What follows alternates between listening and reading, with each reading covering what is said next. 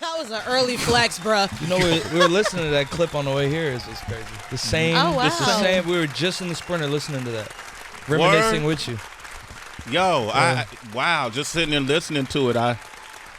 That's my first time hearing it since it happened. Yeah. DB pulled that clip. I said, pull any clip. DB pulled that clip of all clips. Nostalgia, ultra. Classic forever. Jack Harlow is here, man. Grammy nods. How many you up to now? 2 or 3. It's 3. I knew that. I like that. You hear that? Hey, HB, you hear that humility? He said I love 2. it. He said 2 or 3. It's 3. I love it. It's 3. Yeah. How many Billboard awards? Any?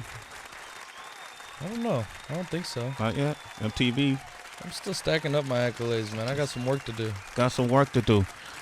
It's so impressive. I love telling these stories. In fact, I just like being a part of these stories. And the first way we met Jack Harlow was through the legendary, iconic, integral pillar of the culture, the one and only magnificent, amazing, jubilant and vibrant, Ooh. visionary and vanguard, innovator, DJ Drama. Woo! Dramatic. The greatest ever. The greatest ever? DJ Drama's the greatest ever? Number 1 all time. Shit. Who would you say is the greatest ever, Drama? He's not supposed to say. He's not supposed to say that. nothing. He knows who it is, and we know who it is. Hey, HB, you got to see his face. Never mind, Drama. You ain't gotta, Jazzy Jeff. Okay. He says Jazzy Jeff. Respect. Ooh, that's a fact. Ooh. Man, congratulations on all your success. Thank you. All seriousness. Big time. It's great to see. I've watched you develop and evolve as an artist from your early music, from the early projects that you put out that we were very supportive of. I've rooted for you. I silently rooted for you. First and foremost, because that man introduced me. Secondly, after I met you for the first time and felt your energy and felt your personality, I said I would love for this kid to win, you know. And what it takes to win is a lot of dedication, commitment to your craft, you know, to your look, you know, to your presentation. And Tracy and I was talking about this all morning, how much he's evolved as an artist. Right? And so when I look at you right now, you don't even look like the same person. Yeah, that's right. Because you're not here the same person, right? In your mind. Probably not. Yeah. Probably not. What's the difference between you then when we played that clip and now, would you say? It's tough. You know, I was listening to it and I was surprised that I sounded like myself, but I think maybe I've just grown up a little bit, grown into myself. I was telling them I have a beard now. So that was a major difference for me. My experiences in Sway have been very baby-faced. To this point. That's a fact. We were noticing that. And I mean, like, when it comes to growth, of course, there's an interior design, but also the way it's expressed outwardly with your aesthetic. You know, storytelling happens with your lyricism, but storytelling can also happen with the way that you present yourself. Well said. Yeah. What is the story you think you're sharing right now with the way that you look? With the haircut, with the beard. I feel like we also kind of have a stud energy with some of the outfits that I've been seeing, especially with the Met. I'm just saying. He'll shoot a shot, Tracy. Be careful. We've seen I'm not shooting shots, yo. I'm 6 years in a relationship. He's accusing me of potentially shooting a shot.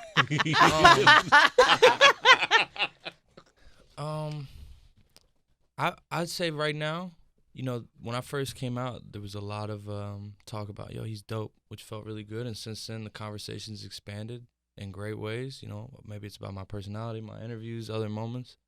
So I'm really excited at this moment to now take it back to the music. So maybe that's what I'm giving off. You know, I got an album about to come out, and I really just want to let the music speak. Not that I don't have anything to talk about up here. I'm just saying, if you're asking what I'm presenting, like, for me, I can't wait for people to hear this music because I want people to know that's what comes first for me is the music, and that's what's going to keep me here. Yes. Wants to be taken seriously. Yeah. Come home, the kids miss you. What does that mean, bro? It was a phrase I was seeing a lot on the internet under my posts. My fans were commenting that. And then, you know, at first it was pretty lighthearted, and then I was sitting with it, and I realized I'd recorded so much of my album away from home. And this has kind of swept me off my feet and taken me so many places that aren't Kentucky. And there's so many themes throughout all these songs that reflect back to Kentucky and what the experience is like to be from a place like that and go to London, spend weeks in LA and all this. So it just felt like a fitting title, and it encapsulates the era I'm in. I want to look back in 10 years and feel like the titles of the projects are a good description of where I was. And to me right now, Come Home, the Kids Miss You speaks for me. Jack Harlow is here in the flesh. Yeah. Usually when I see you, it's online, it's on stage. Mostly on stage. And I've seen this growth. To me, you came from humble beginnings in the rap, as far as the rap spectrum, goes. I'm not saying you were an underground artist, but you were a word of mouth artist that folks was catching on. Now you're as popular, if not more popular than 95% of the artists that are out there. When you grow as an artist, sometimes the fan base, the original fan base, doesn't grow with you, and when they see that success and they see that fame, it could equate it to some type of backlash. I've seen it happen with most rappers. Yeah. How do you deal with that when folks say, oh, he's not that great, or he's just an average rapper with great hair, or, whatever it is they may say? How do you process that?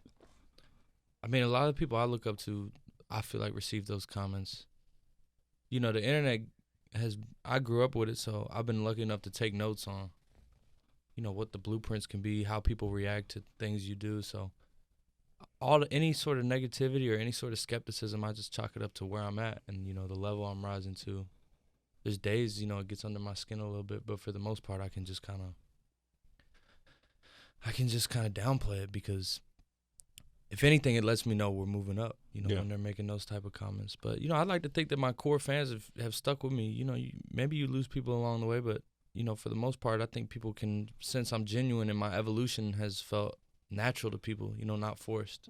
And, I believe myself, and I think people feel that. So we're just going to keep going.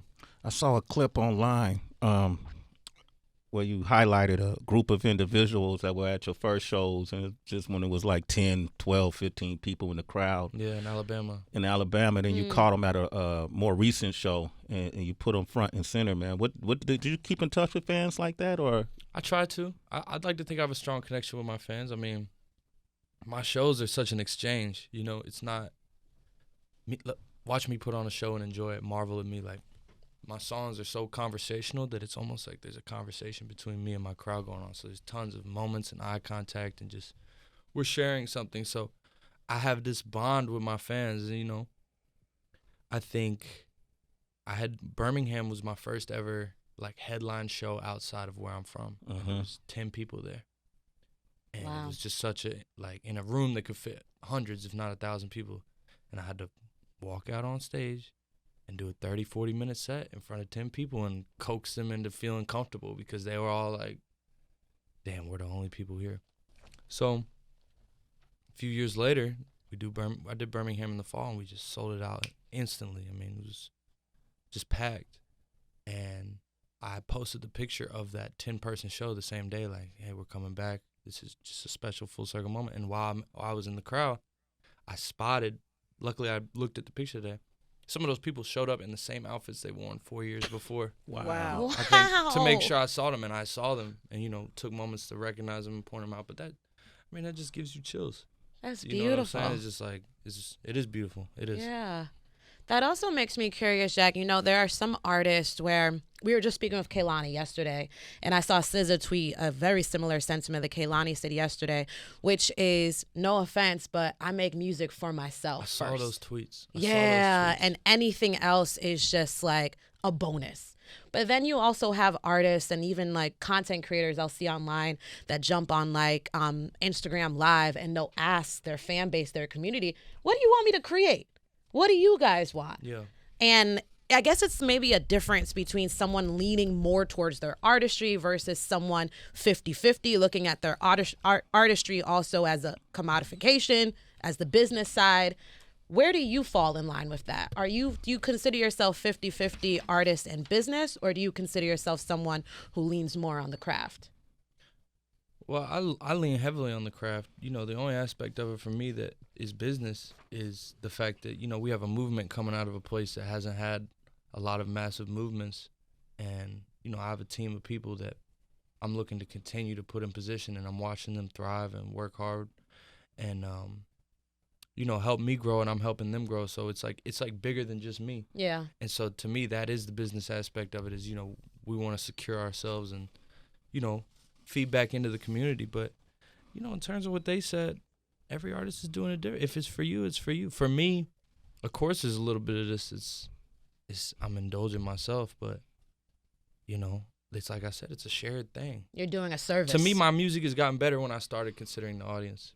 Because it used when I first started coming up, I tell people this all the time, I was trying to prove I could rap so bad that it wasn't about them. It was about, hey, watch this. You know, I had a chip on my shoulder. Watch this. And now it's about, hey, let's do this together. You know what I'm saying? Yeah. And so it's more collaborative. Yeah, my show has gone up since then, and my music, you know, when I keep the listener in mind, it's more fun for them. For sure. And it's more fun for us. Jack Harlow. Come on. When I say his name, you know what to do, Tone. Jack Harlow.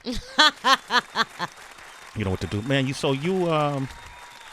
a writer, or you go in the studio and just come off the top? My the album I did before this one, Uh-huh. that's what they all say. I did a lot of impromptu, you know what I'm saying, feeling it out. I think I just wanted to catch pockets I wasn't catching when I was writing. This new album got into my pen on every record because you know, there's something you can do when you're freestyling that you can sort of dance when you're punching in and out, and you can come up with pockets you might have never come up with sitting on the couch just writing, but you sacrifice some sort of substance. You sacrifice some sort of cohesion or some thread to the lyrics. At least me. I'm at my best in terms of my writing. That's when I get my best bars off. But, you know, you catch fun pockets when you freestyle. Let me ask him this, Tracy, because on this album, because he released a track listing, and Justin Timberlake, when I told Tracy was on the album, I said Lil Wayne, I said Drake, you know, I said Pharrell, and it wasn't until I said Justin Timberlake that Tracy jumped up. Anyway, Heather, you should have saw it. It just happened to be the last Dave. I was reacting to all of the guest features. Thank you. But Justin Timberlake is huge. I mean, obviously all icons, but the Justin one is like, I think, probably the most surprising. Yeah. In a great way. Like, it's just like, whoa. Yeah, it felt like a plot twist. Yeah, exactly. You know what I'm saying? But it's fresh. Like, everyone wants to hear that. What's your relationship like, you and Justin? It's building. That was one of the last songs that got completed. And he did it right in front of me in the studio. Humble character, shows me a lot of love. I think he's able to give me game. We're not identical, but, you know, we're experiencing. I got some parallels. You feel it. You feel it? We see it, too. Yeah, we see it. Yeah. Y'all both got beards now, you know. Yeah, exactly. So he's been breaking me off with some advice and looking out for me. And I think people will be surprised at the type of song it is. Yeah, I will be. I didn't get the album, so I'll definitely be. Can't afford no leaks, man. Drama did it. I know that leak hurt you. Not emotionally. I don't. Emotionally, yeah. Yeah. I don't think it hurt you business wise. Any track with Drake Thank you. Shit. I'm trying to get my feature. Oh my gosh. Oh gosh. But who was that? That's Heather B right there. Why aren't you here? You know why, boo? It's just so much going on. I miss you, and I'm just sending you a big hug. I'm working from home today. I'm just sending you a big old hug. I love you. You know that. And I smile and I root for you every single time I see you. Every single time. Thank you so much. Just for all the reasons that Sway and Tracy said, we just remember day one, you know, for us with you. And so we can't help but be happy for you. But to say I'm working, but I'm not. But what are you doing your day off? I'm listening to you with all this work. So what's the day off like for you? I can't remember. Really? But I do want to tell you, I respect you having to handle your business. But when I walked in here, I was just looking around for you, and I just couldn't believe you weren't here. I wish you were here, but I can't wait till next time because you know I'm coming back. Giving you a hug. Yes, I got a hug up on you. You know that. You Love are family to me. Love you too. Boy, I know this guy, man. I remember when I was younger. Smooth. Man, we used to have this formula. Everybody could relate to this. if you shoot your shot at 100 beautiful women. We family. Like, you I gonna get at least one. I watched this dude. I know his whole style. I think I promised Jack. I think I promised Jack some chicken or cookies or something. I'm like, sure. Family. This is my. Don't this worry. Is my You and I, baby. Yeah. you and I have an We understanding. different. He can do Vocal what he tone wants. change, the whole. Girls can't get man. Something. What did Justin tell you? I know both of you guys are obviously Caucasian, and Justin, when he went into R&B, it's always that microscope. Same with rap. There's always the question about the white rapper, the whole nine. What did he give you any advice on how to navigate through those narratives at all? We didn't dig into that specifically. I just think there was an unspoken sort of respect for what I'm doing. It just felt like he could tell I was authentic. That's the one thing he kept telling me is he felt like he believed me, and that's in ours. And what we do is probably the most important thing. I feel like speaking with conviction and rapping with conviction. So he just wanted to give me his stamp, I guess. The JT stamp. With Wayne, I might have stayed up late at night. I'm not sure if I would have got a lot of sleep knowing that I got to jump on the song with one of the illest lyricists of all time. Like, Wayne got bars I haven't even dissected yet. Yeah. So prolific. He got some on this too. Yeah, Does he? He got some ones. Did y'all do it together in the studio? No, actually, sadly we didn't. It was remote, but it was a direct. It wasn't no. You talked to him though, Yeah, right? What you 100%. say to Wayne, bro? This is Wayne. Man, don't act like this shit is every day. This is Lil Wayne, man. No, it's massive to me. Okay. I was at a Clippers game a few months ago, and I saw him courtside. He was a few rows ahead of me, and I went up and tapped him on the shoulder, and I was like, "Yo," and security almost tackled me, and then Wayne was like, "No, he's good." Dapped me up, and I was like, "Yo, let me get your new number," and we spent an entire quarter of that game texting back and forth about rap, just about our love for it, like paragraphs back and forth, and just me asking him like, how do you rap so much? Like, what drives you to be in there so much? And just him telling me about how he started so early and how addicted he is to the craft. And I just wanted to take that as inspiration because, he treats it like work, but he loves it.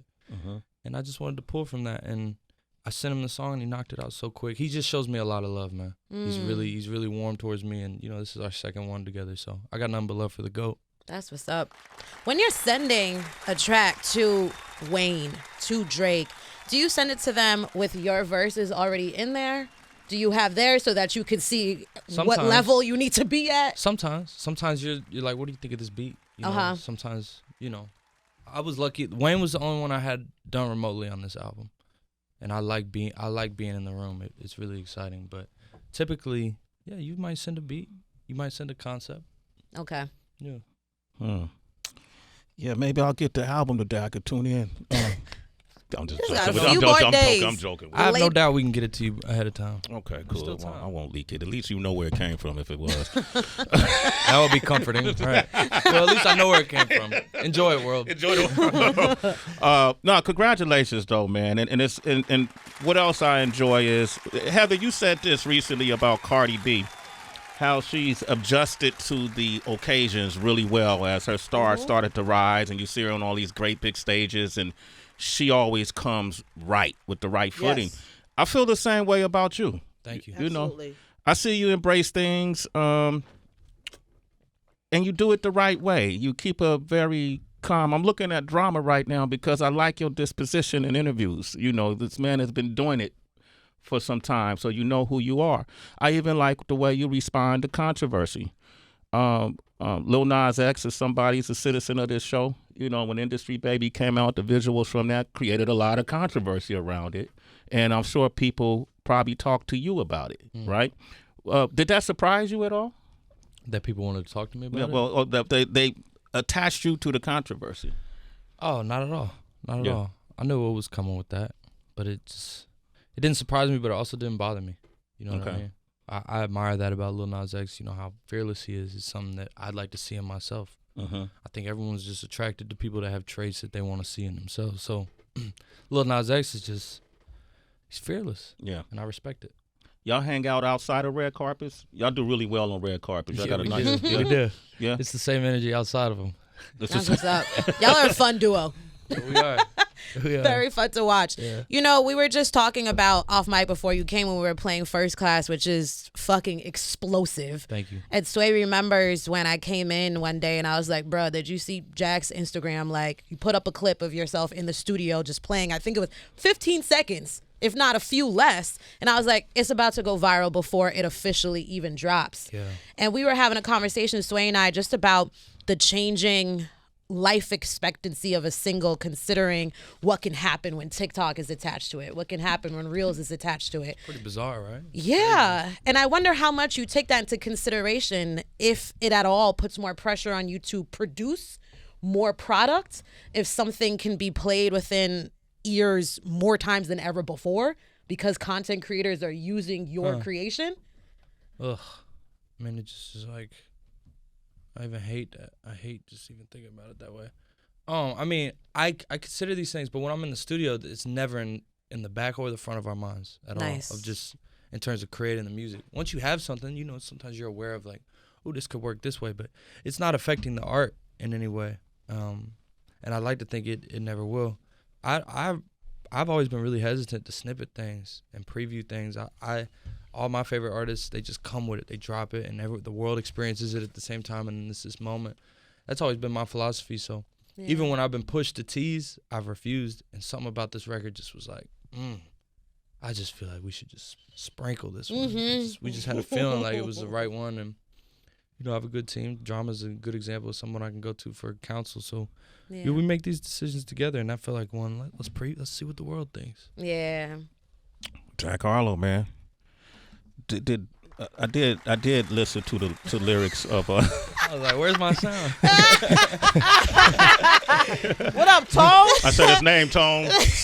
You could tell you be in the studio a lot. He's like, hold up, that Where's sounds like my a sound? good time for some sound effects. The lyric, I'm paraphrasing from Churchill Downs, the one that leaked. Fortunately, I listened. Please listen more than I'm once. just mad at the world. Okay, I listened 10 times. There was a lyric I just thought was interesting about the label didn't think. I don't know how the lyric, the label.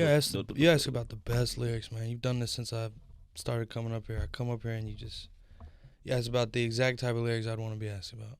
Okay, but unfortunately I don't remember it. No, not just. Thank you. But the lyric was about the label didn't think. Yeah. That the label used to wonder how I'm supposed to stand next to Vert. Yeah. Probably never thought that I would get these legs to work. Yeah. Break that down, man. I vividly remember signing and just coming in while Uzi was red hot.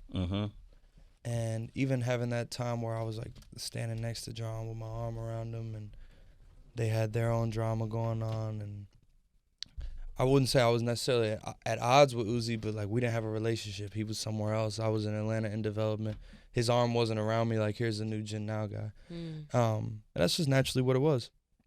Since then, things have been smoothed over with us and with the label and everything. But at the time, I felt like I was, one, in Uzi's shadow in regards to the label, but two, that I felt like at Atlantic there was questions of like, how is this kid gonna follow up Uzi? You know what I'm saying? I just think they weren't sure if it was if I could be the one after Uzi, because Uzi was just such a vibrant rock star. You know what I'm saying? It was just so, and I just came in, you know, like I came in under that. I had my glasses, my hair was too long, I couldn't dress yet. Like people were just like, yo, who is this kid? You know what I'm saying? So, I feel like I've worked really hard for the love and respect I've gained.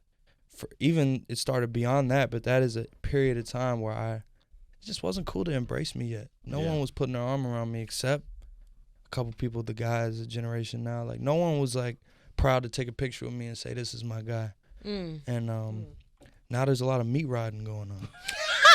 Not the meat riding. New single alert. Meat rider. Fuck a vegan. Meat rider. Ay. How does that play As soon as I said that, Heather unmuted. She's like, it's my time.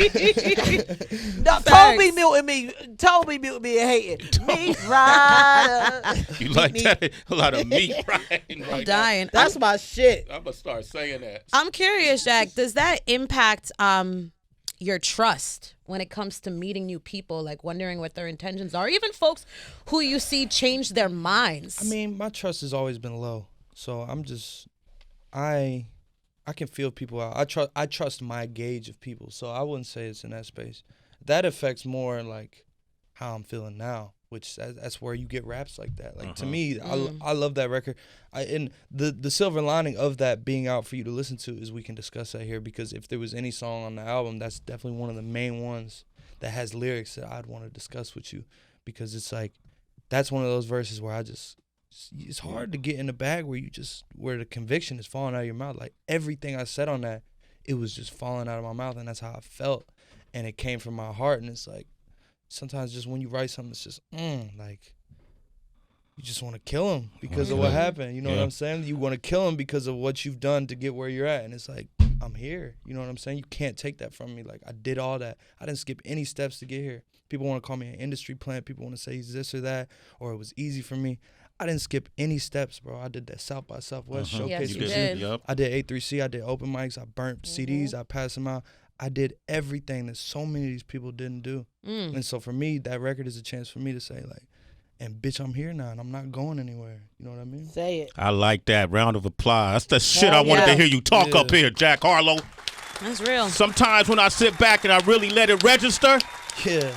What you say after that? Sometimes when I sit back and really let it register, I did everything I said I would and said it first. Yeah.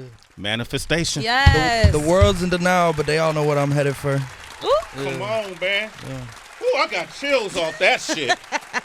I got chills off that, HB, but I got my first priority jacket on, so I'm not going to take it off. I love that song, man. Yo, this guy. DB, you want to jump in, man? Jack Harlow's here. Jack, when I heard that you were going to be involved in this White Man Can't Jump remake, you know, the movie fan inside of me, because I was only about 11 when that movie originally came out, but it was such a huge thing, you know, Woody and Wesley. And so now it made me wonder about the younger generation who a lot may not have even seen the original one, but I hate the excuse when people say it's because I'm young. Like, there were so many artists, rappers, you know, musicians, movies that we would see that came out before we were born, and we didn't have access to the internet. And so now it's sort of like people have access to all types of information and projects and artwork and things like that. You know, if you don't know the history about Drama getting caught up with the feds and mixtape shit, then you don't understand why it was so great that he was on Tyler's album. You know what I'm saying? Like the significance of that. Drama's like, damn, dude. Drama's like, that's why I wasn't at the mic. No, but I'm talking about like just knowing the history and why certain things, you know, you just think like, oh, he just has a guy hosting his mixtape. Like, no, there's a significance to that and an appreciation about it. So being a part of this new version, like, have you had a greater appreciation of original artworks or wherever something was inspired by as well? Yeah. Nope. Nothing at all. Nothing at all. No, I'm joking. My heart just broke a little bit. I just wanted to say that because you went in. I was like, damn, is this going to end the question or is he just getting this shit off? Yeah. I feel you. You know what's crazy is I never saw the movie. I remember I read that. Yeah, I said that the other day. So when I got the Raw, I was like, damn, I should probably watch that shit. And I totally understand why it's classic. You know, I think maybe in my head I've written it off. Like from the title to maybe the movie poster, I was like, oh, it's just like a silly kind of comedy. And it's comedic, but the dialogue is just so classic and it's cool. So yeah, it's gonna be fun to, you know, it's a new story. It's a new movie is what a lot of people don't know, but the new generation to get a version of that, I think it'll be tight, man. I think it'll be tight. And I think you're right, you know. I like to go back personally. Right. I like to go back as much as I can. There's things I miss. And if you weren't alive, you're going to miss some stuff. But when you do your research, it just makes your perspective so much wider, you know? Right. Can you even grab the rim, though, dude? Wow. You know what I'm saying, HB? Are you an athlete? Can you grab the rim? Yeah, that part. We got to go to the court? We don't have to. You can just answer me. Can you grab the rim? Insert Sway. Let me say this. You think they're going to let me do this without grabbing the rim? Or at least without cutting the editing to make it look like Okay. I did, you know, I've dunked in my day, Jack Harlow. Wow. I said his name. A basketball? Oh my gosh. Too quick. Not a donut. People don't watch me too. This hip hop thing really destroyed my athletic legacy. It's worth it. Thanks for your sacrifice. No, thank you, man. I sacrificed the NBA to be here with you guys. I appreciate that. Ain't no problem, man. But congratulations on that, though, man. Thank you. Yeah, absolutely. I can see you Hell doing yeah. more movies. Come home. The kids miss you. This has been like a reunion for us to see you here today. And Title's fitting them. right, come home. The kids miss you. And congratulations again. I can only congratulate you. Yes. Continuously. You're a good guy, bro. So are you, man. Thank you. So are you. And I know how fame works. I know how celebrity works. There's always it's an action and it's a reaction. It's always things. There's always stipulations in the celebrity contract. Lots of fine print. You can't just be famous to be famous no more. You got to carry a lot of shit with it. And Well said. yeah, right. You know. Well said. And as you navigate through it, man, stay yourself and keep growing. And stay this path, man. Congratulations, Thank right? you, man. Jack Harlow, man, from South by Southwest to now. Another one down. Another one, Can't right? wait to come back. I hope you're here next time, Heather. I pray. I will be there. I promise. I will be there. Okay, he said Love you. he prays. Love you too. No, I got food for him. I got to talk to him about his hair The care food. line. Yeah, food hair in the care hair line. care The line. food is nuts. I'm working Tell him the on name him. of his hair care brand. He denied me the last time. I told him that I wanted it to be Jack Harlow because his hair is so good. What did And I he told didn't me, like that? No, you told me not right now. You was like, Heather, not right now. I was like, it's so good. I think we're getting there. I think we're getting there. We get, baby. Yeah, I think it's about time here soon. I don't know about the name, but I like it. See, Progress. Jack, you already got the name. Like the hair is already kind of in your name. I'm gonna talk to you over some cookies. You're gonna be right. I can't wait. Over some Are cookies. you in your top 10 rappers today? Absolutely. Top 5? Yeah. Top 3? No. That's interesting. Hmm. So you got work to go. Who's those Yeah. 3? Who's Yeah. the 3? Ahead of you. Think about it. I'll text you. Text it to me? Yeah, Okay, I'll text cool. it to All you. right, I like that. All right, he don't want to say no names. Because I know one of them got to be on this album. Right. 2 of them. Who would be the 3rd? I'll text you. I'll tell Okay, all right. Yeah, the 6th person gonna be mad. They ain't make the album. Okay. Hello. All right, man. Hey, I'll send you a message on Facebook. man. Okay, let me see the nails. We Facebook. about to play nail tech, so Yeah, give me that nail tag. Man. okay, let me see your nails first. Yeah. Do you do your own or I don't. I get them done though. when was the first time you got them done? What made you do it? A woman I was with, she was getting hers done. She's like, "Why don't you do it?" I was like, "What?" And then she just wiped all the toxic masculinity out of me Mm-hmm. and had me do it. Shout and I out was to like, her. "Oh, I get it. I get it. I see the appeal. Yeah, you know. I Okay. see you. You look like I did mine, huh? Low key. Yeah, I did. Lowest of Very keys. low. But, whatever, Tracy. All right, this is Jack Harlow, man. Thanks for coming by, brother.